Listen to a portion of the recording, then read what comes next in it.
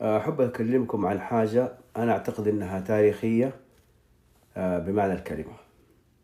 مباراة كرة السلة بين النادي الأهلي ونادي الاتحاد. طبعا المباراة أجلت.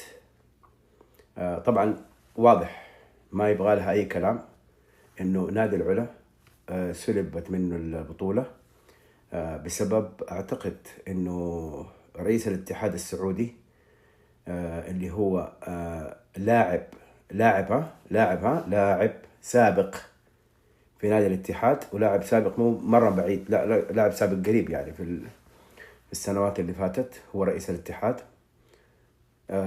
أجل يعني شوفوا الكلام اللي قاعد أقوله أنا، خلوا بالكم منه.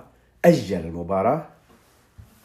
طبعا ما نقدر نلعب بدون ما يجي لاعب الاتحاد الجديد.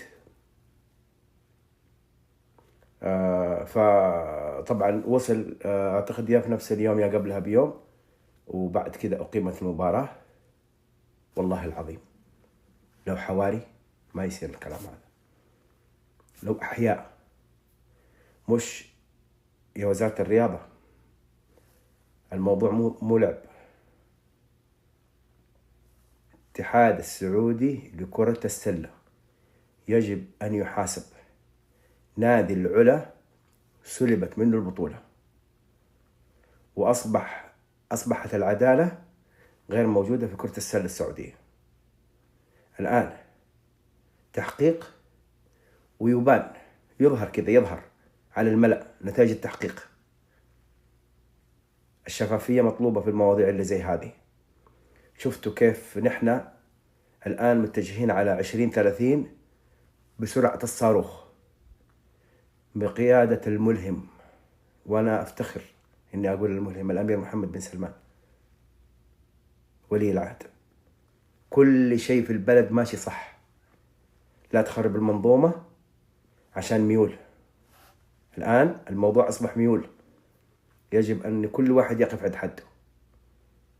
إذا ما تعرف تدير، في رجال يعرفوا يديروا مليانين في البلد، إدارة رياضية عندهم دكتوراه وماجستير وإلى آخره.